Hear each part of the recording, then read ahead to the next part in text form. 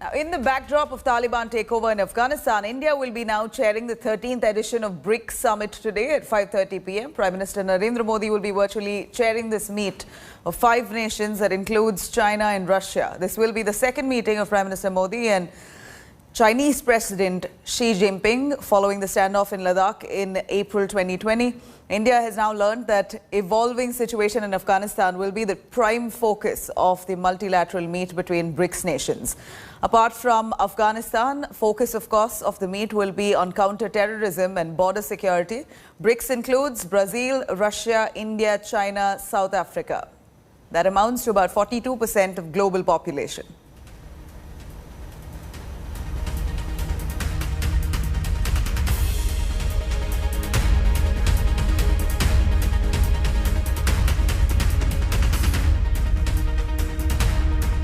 Well, as Zabiullah Mujahid mentioned in his speech, our new government will have positive relations with China, Russia and other countries. Our behavior will be good with all regional nations and the international society. We don't have problems with any country or region in the world.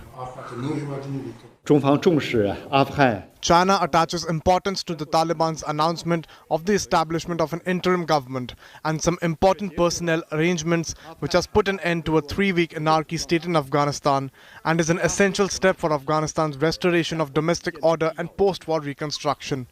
We've also noted the Taliban statement that the formation of the interim government is to restore social.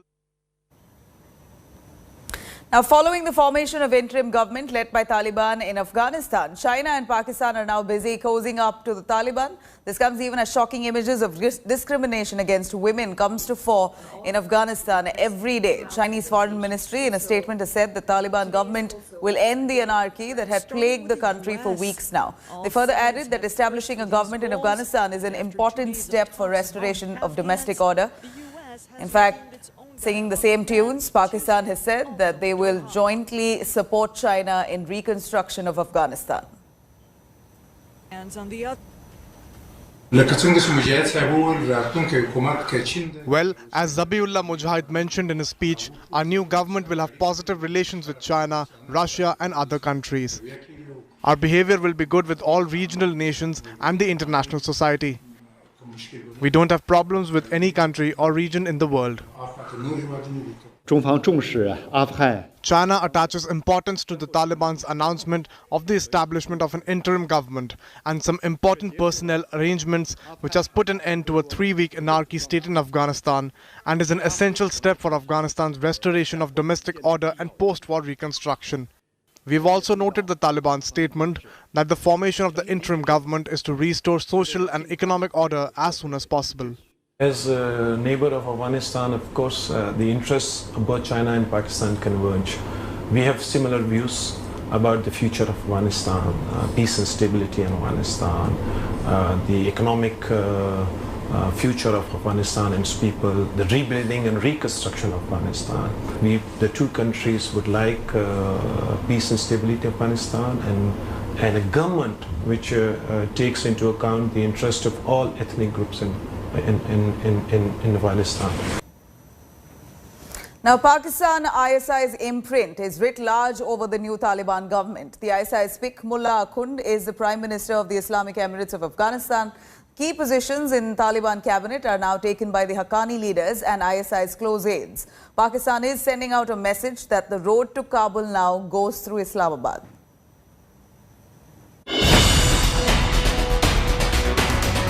Mullah Hassan Akhund, the new face of the Taliban-led government in Afghanistan. A man named in the UN terror list.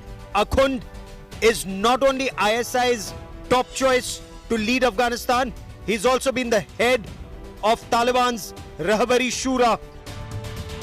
Despite no military or financial muscle, Akhund, a close aide of Haqqani network, got the premier's position in Taliban cabinet, relegating Abdul Ghani Baradar to Deputy Prime Minister's post. Pakistan ISI was reportedly suspicious of his independent negotiations with the United States and Afghanistan. Sirajuddin Haqqani, the head of ISI-backed terrorist organization, the Haqqani Network, is the new Interior Minister of Afghanistan, named in the United Nations terror list and with a US bounty of $10 million, DGISI Lieutenant General Faiz Hamid camped in Kabul to ensure the Haqqani network gets to call the shots in Afghanistan. Another Haqqani network leader, Khalilur Rahman Haqqani, an uncle of Sirajuddin Haqqani, is the new minister for refugees in Afghanistan. He too has a $5 million bounty on his head. Haqqani network loyalist and a suicide bomb expert, Mullah Tajmir Jawad, is the new Deputy Intelligence Chief of Afghanistan. The key position in Taliban cabinet taken by Haqqani network leaders and ISI proxies. With the Haqqani network in control of eastern Afghanistan from the Afpak border to Kabul, Pakistan's ISI remains in a dominating position. ISI and the Pakistan strategically have always seen Afghanistan for their strategic space and strategic depth. No wonder that they have gone and interfered in Afghanistan in such a big way. Actually, they are looking at divide and rule amongst the terrorist group. It's not just Pakistan's ISI, but even its Foreign Minister Shah Mahmood Qureshi, who's holding a meeting with foreign ministers of countries in the region, including China, Iran, Tajikistan, Turkmenistan, and Uzbekistan, to seek support for a Taliban government. But Pakistan's meddling in Afghanistan's internal affairs is being opposed by the people of Afghanistan. Women in Afghanistan have taken to the streets to protest even the presence of the ISI chief in Kabul. इस situation में फैज हमीद का आने का मतलब क्या है? मतलब क्या है? फोकस देने के लिए, क्योंकि ये तालिबान को बोलते हैं ये करे वो करे, हमारा लेडीज जेंट्स मर रही है, बकरे की तरह ज़बह हो रही है. With Lieutenant General Faiz Hamid in Kabul and Shah Mahmood Qureshi holding meetings with foreign ministers in the region, Pakistan is trying to send across the message to the world that the road to Kabul goes through Islamabad. Bureau Report, India Today. Now, the face of the resistance to the Taliban, the women of Afghanistan out on the streets protesting against new rulers. Taliban promise of a liberal rule broken in plain sight. Brave Afghan women have continued to throng streets even as the Taliban continues to terrorize them. In fact, to add to the physical brutalities, Taliban are now indulging in suppression of free speech. The Afghan Interior Ministry had laid down rules for protest under them. The conditions for protest now include a prior permission from the Ministry of Justice. The purpose, slogans, place, time, details of the protest must be shared explicitly with security agencies. Security organs should be informed at least 24 hours in advance of a protest. Violators will, of course, face legal action. The past week has now seen fearless Afghan women coming out, standing firm against the odds of fighting the Taliban to uphold their personal rights and liberties.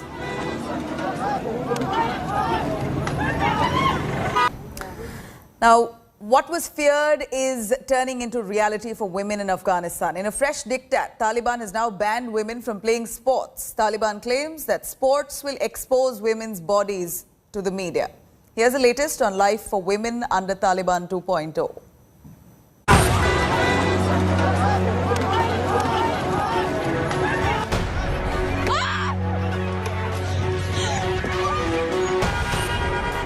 All fears of Afghan women comes true.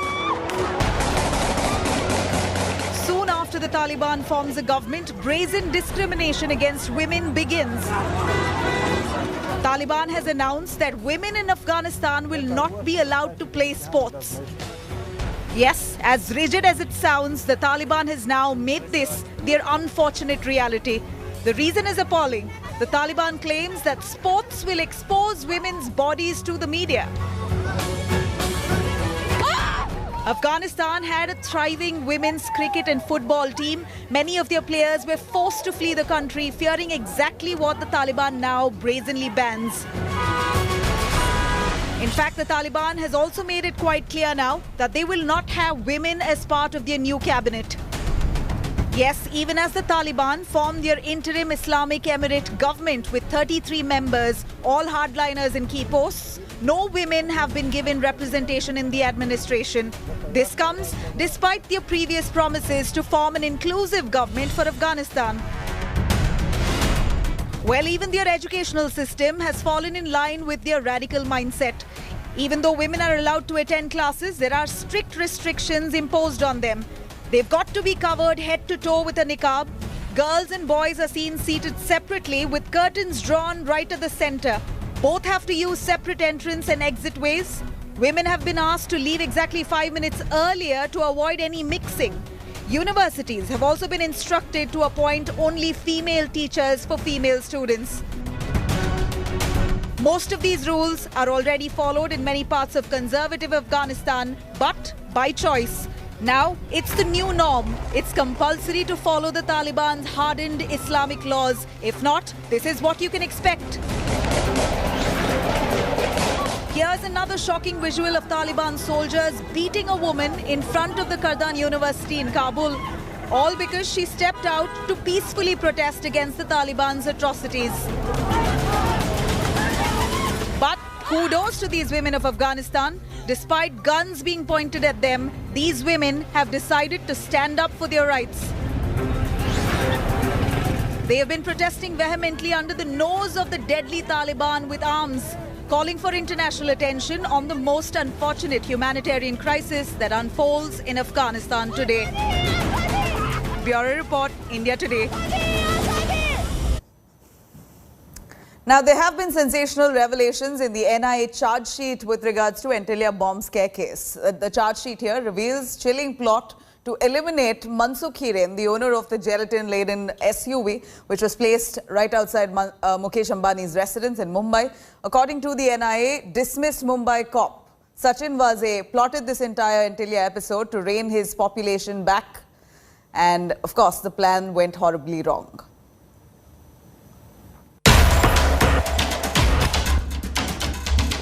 A chilling plot by rotten men in khaki, a sinister murder conspiracy revealed in the explosive Antilla bomb plot charge sheet, accessed by India Today in full.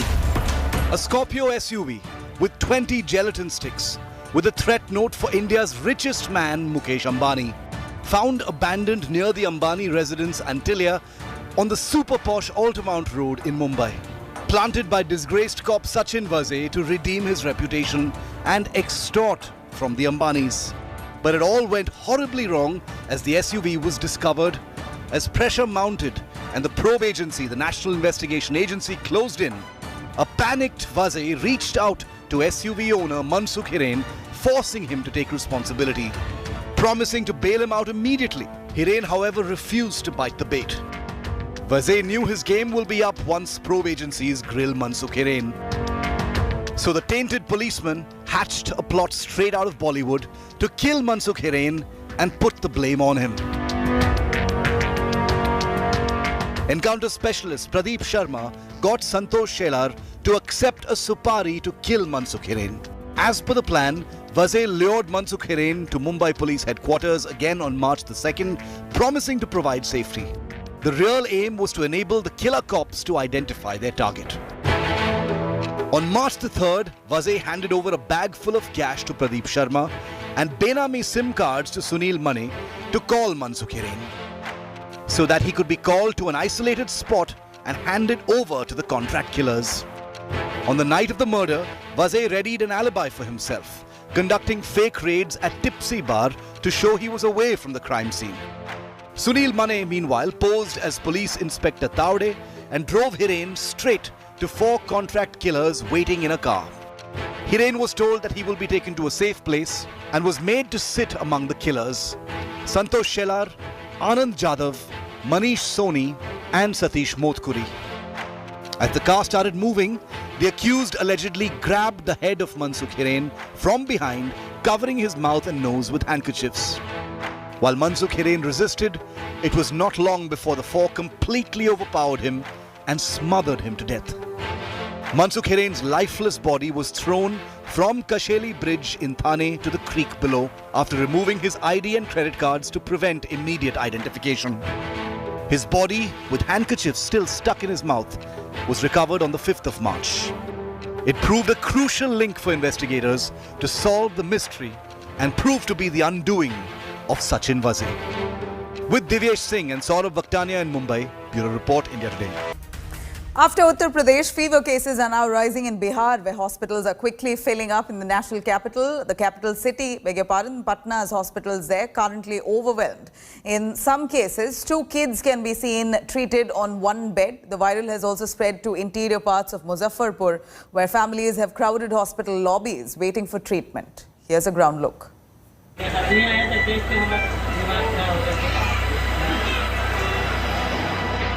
After Firozabad and Etah in Uttar Pradesh, the viral fever that has hit hundreds of children has spread to Bihar.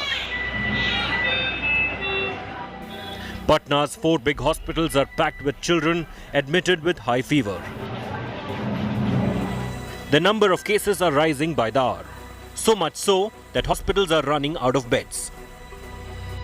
The health authorities are also saying that many children admitted are suffering from pneumonia. सारे के सारे beds हम लोगों के भरे हुए हैं। ऐसी स्थिति में हम लोग 1 पर 2 मरीज भी रख के और उनको इलाज कर रहे हैं। हमारे यहाँ ऑक्सीजन पॉइंट्स है और वेंटिलेटर, परंतु बहुत सारे लोग निमोनिया के आ रहे हैं। Muzaffarpur is also seeing a spike in viral cases among children.